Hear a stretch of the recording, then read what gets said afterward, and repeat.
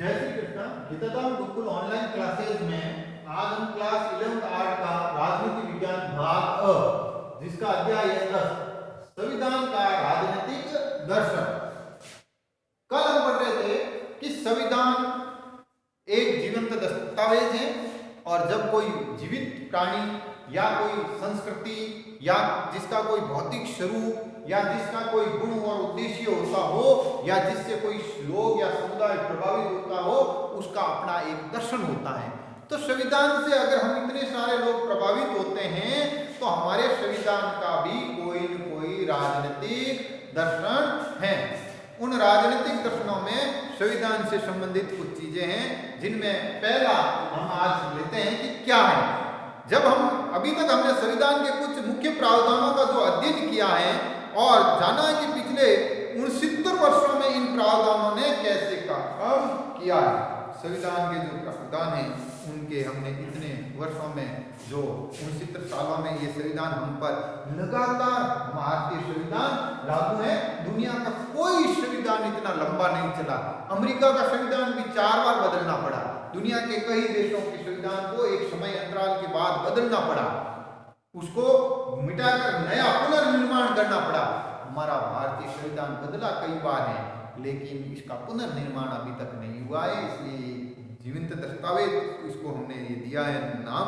और दूसरा ये भी है कि जिस तरह से ये हमारे ऊपर आज भी लगातार सक्रिय हैं और जिस तरह से ये आज भी हमारी आकांक्षाओं और भविष्य और उद्देश्यों को पूरा करता है, तो इसका अपना एक दर्शन है। अब सवाल यह उठता है कि ब्रिटिश शासन से आजादी हासिल करने के बाद राष्ट्रीय संविधानता आंदोलन के नेताओं ने संविधान को अंगीकृत करने की जरूरत महसूस क्यों की।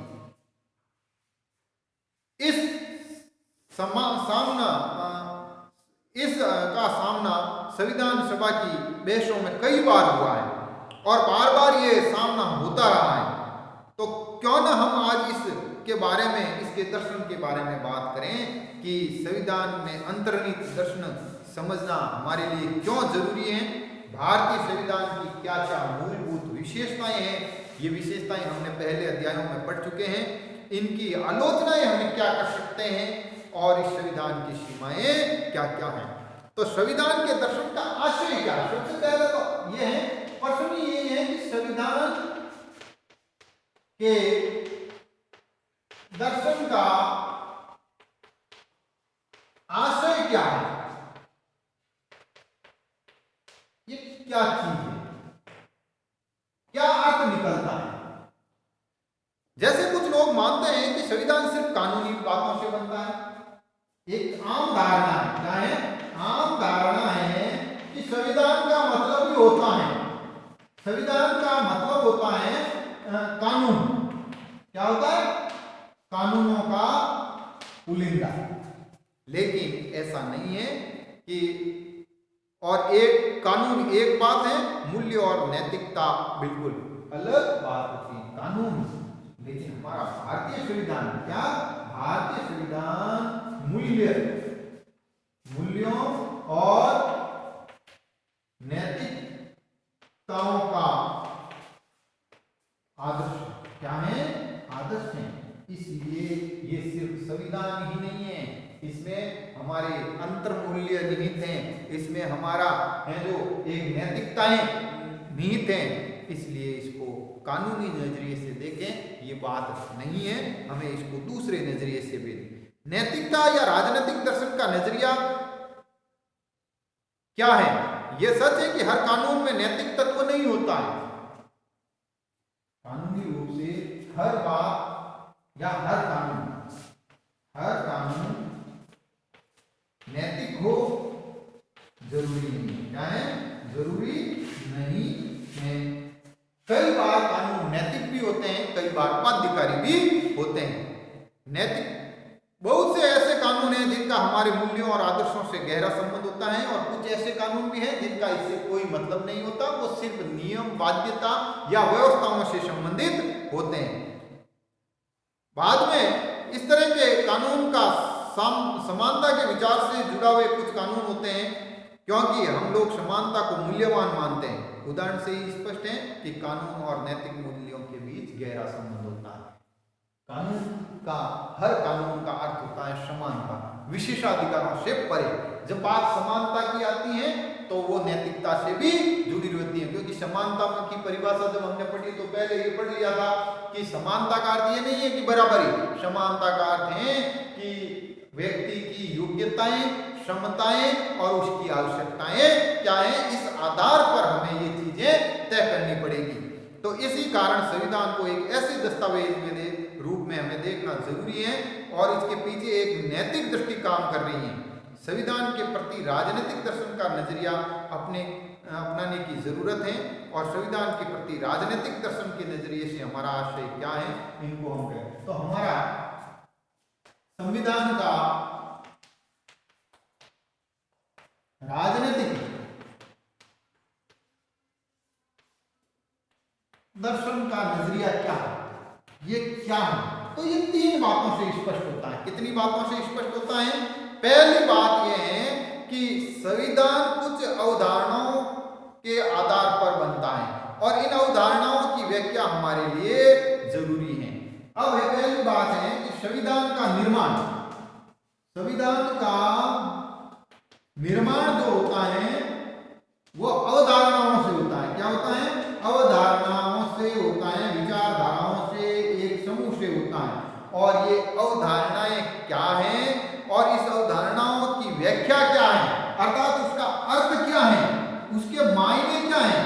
अलग अलग लोगों के लिए उन अवधारणाओं के अलग अलग मायने होते हैं। उनका महत्व समझना हमारे संविधान के लिए व्यवहारिक किए गए पदों जैसे अधिकार, नागरिकता, अल्पसंख्यक अथवा लोकतंत्र के संभावित अर्थ के बारे में है। अब ये कौन कौन सी अवधारणाएं हो सकती हैं? जैसे हमारे यहाँ भारतीय संविधान की अगर हम बात करें तो उस भारतीय संविधान में अवधारणाओं में पहला है अधिकार की अवधारणा, अधिकार की अवधारणा, नागरिकता से संबंधित अवधारणा। उसके बाद भी हमारे यहाँ अल्पसंख्यकों से संबंधित, अल्पसंख्यक क्या दुनिया के कई देशों में अल्पसंख्यक से संबंधित कोई अवधारणा नहीं है, लेकिन भारतीय संविधान में इस चीज पर भी व्याख्या की गई है। लोकतंत्र क्या है? लोकतंत्र की अपने आप में एक परिभाषा निश्चित होती है, लेकिन भारतीय संदर्भ में ये अलग है। तो ये चीजें हमारे यहाँ है जो अलग अलग है। दूसरा ये होता है कि इसके अतिरिक्त हमारे सामने एक ऐसे समाज और शासन व्यवस्था की तस्वीर साफ साफ होनी चाहिए जो संविधान की बुनियादी अवधारणाओं की व्याख्या से मेल खाती हो। संविधान का निर्माण जिन आदर्शों की बुनियाद पर हुआ है उन पर हमारी गहरी पकड़ होनी चाहिए। तो दूसरी बात यह है कि हमारे समाज और शासन व्यवस्था क्या है। संविधान में समाज का निर्माण, समाज का निर्माण या समाज का भविष्य तय किया और शासन व्यवस्था क्या, शासन व्यवस्था क्या है उसका स्वरूप तय किया गया है। क्या है? स्वरूप तय किया गया है। ये स्वरूप ही हमारे लिए निश्चित है कि किस तरह से संविधान ने हम लोगों को कौन कौन सी बातों के लिए तैयार किया है या संविधान से हमारी कौन सी आकांक्षाएं पूरी होती हैं, ये संविधान से तय होता है। तीसरी बात है, और इसी सिलसिले में जो तीसरी बात है कि भारतीय संविधान को संविधान सभा की बहसों के साथ जोड़कर पढ़ा जाना चाहिए ताकि सैद्धांतिक रूप से हम ये बता सके कि आदर्श कहां तक पहुंचे। क्योंकि भारतीय संविधान सभा भारतीय संविधान का जो निर्माण प्रक्रिया है, क्या है प्रक्रिया क्या थी उस पर ध्यान देना है। तो भारतीय संविधान की निर्माण प्रक्रिया थी बहस या चर्चा। क्या? चर्चा, जिसको हम वाद विवाद कहते हैं। क्या कहते हैं? वाद विवाद कहते हैं। ये कोई लड़ाई झगड़ा या वो चीज नहीं थी। इसका मतलब था प्रत्येक विषय पर सार्थक चर्चा होनी चाहिए, किस तरह से उसका अर्थ संविधान सभा की बैठकों में निकाला गया था और आगे उनमें कौन से सुधार किए जा सकते हैं। किसी मूल्य को अगर हम संविधान की बुनियादी बनाते हैं तो हमारे लिए बताना जरूरी हो जाता है कि ये मूल्य सही हैं और सुसंगत हैं, क्योंकि संविधान की बुनियादी पहचान क्या है? बुनियादी पहचान। बुनियादी पहचान का अर्थ था न्यूनतम पहचान, एक विशेष इतनी तो होनी ही चाहिए। वो बुनियादी पहचान क्या है, और ये बुनियादी पहचान ही हमें इस संविधान का मूल्य, क्या मूल्य और सुसंगत बनाता है, सुसंगत बनाता है। ये दो चीजें इतना तो इसका मायने निकलता ही है, और ये इतना मेल खाती ही है। इसके बगैर संविधान के निर्माण में किसी मूल्य को आधार बनाना एकदम अधूरा कहा जाएगा। संविधान के निर्माताओं ने जब भारतीय संविधान और राज्य व्यवस्था के अन्य मूल्यों के बदले किसी खास मूल्य समूह के दिशा निर्देशित करने का फैसला किया, तो इसलिए ऐसा हो सका क्योंकि उनके पास इस मूल्य समूह को जायज ठहराने के लिए कुछ तर्क थे। जब हमारे यहाँ मूल्यों को आधार बनाया गया, तब उनके पास तर्क थे। क्या थे? तर्क थे सही ठहराने का। कारण था कि ये इसलिए जरूरी है, ये संविधान में ये जो बुनियादी चीजें हैं, ये इसलिए इस संविधान में जरूरी है। और इस बात पर उन्होंने हमें कई बार है जो भले ही बहुत से तर्क पूरी तरह से स्पष्ट न हो, चाहे संविधान निर्माताओं ने तर्क कितने ही कच्चे और अनगढ़ क्यों न हो, ये कल्पना करना मुश्किल है कि संविधान में अंतर्निहित मूल्यों को जायज ठहराने के लिए उनके पास तर्क नहीं थे। संविधान में अंतर्निहित नैतिक मूल्यों को जानने और उनके दावों के मूल्यांकन के लिए संविधान के प्रति राजनीतिक दर्शन का नजरिया अपनाया जाता है। ऐसा इस वजह से भी जरूरी है कि हम अपनी शासन व्यवस्था को बुनियादी मूल्यों की पहचान अलग अलग व्याख्याओं को, अब इसका है कि ये जो बुनियादी पहचान है, क्या है? बुनियादी जो पहचान है ये अलग अलग है। क्या है? अलग अलग है। अलग अलग इसलिए है कि अलग अलग लोगों के लिए, अलग अलग समूह के लिए इसके अलग अलग अर्थ निकलते हैं। क्या है? अलग अलग अर्थ निकलते हैं। इसलिए जरूरी है कि इसकी पहचान के संबंध में हम कुछ विशेष बातें करें। इन आदर्शों को संविधान में सूखे हुए फूलों की भांति सिर्फ रखकर भी नहीं दिया गया, बल्कि इस पर बार बार अदालतों में जिहर होती है, जीरा होती है, और ये हमारे राजनीतिक जीवन के अभिन्न अंग है। इस पर विविध राजनीतिक हलकों, विधायकों, राजनीतिक दलों, मीडिया, स्कूल, विश्वविद्यालयों में विचार विमर्श होता है। हमारे संविधान में वो बातें वहीं खत्म नहीं हुई, आज भी हमारे संविधान के ऊपर बहसें होती हैं, चर्चाएं होती हैं। क्या होती हैं? संविधान पर जिरा होती है, अदालतों में चर्चा होती है। कहाँ होती है? मीडिया में। कहाँ? मीडिया में चर्चा होती है।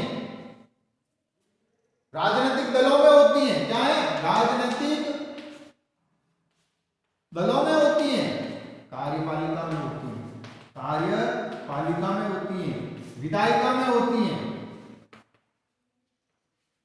विधायिका में होती है। स्कूलों में होती है। विश्वविद्यालयों में होती है और बुद्धिजीवियों में होती है। क्या होती है? बुद्धिजीवियों में ये चर्चा का विषय आज भी बना हुआ है। वैसे चलती हैं और इन पर सवाल उठाए जाते हैं। इन आदर्शों को अलग अलग व्याख्याओं के, कभी अकाल्पनिक शूद्र स्वार्थ के लिए इसके साथ चालबाजी भी की जाती है। इसी कारण इस बात की परीक्षा की जरूरत हो जाती है कि संविधान के आदर्श और हलकों में इन आदर्शों की व्याख्या के बीच कहीं कोई गंभीर खाई तो नहीं है। कभी कभी विभिन्न संस्थाएं एक ही आदर्श की अलग अलग व्याख्या अलग अलग ढंग से करती हैं। हमें इन व्याख्याओं को अपनी आपसी तुलना की जरूरत पड़ती है। संविधान के आदर्श अपने आप में परम न सही हो, परंतु हैसियत के लिहाज से अत्यंत महत्वपूर्ण है। संविधान या आदर्शों की व्याख्या अलग अलग ढंग से की जाए तो इन व्याख्याओं के बीच विरोध पैदा नहीं होता है या जांचने की जरूरत आ पड़ती है कि कौन सी व्याख्या कब और कैसे सही है। हमें इस लिहाज से संविधान एक पंच की भूमिका निभा सकता है। तो कल हम इसके बारे में आगे पढ़ेंगे कि संविधान में लोकतांत्रिक बदलाव के क्या क्या साधन हैं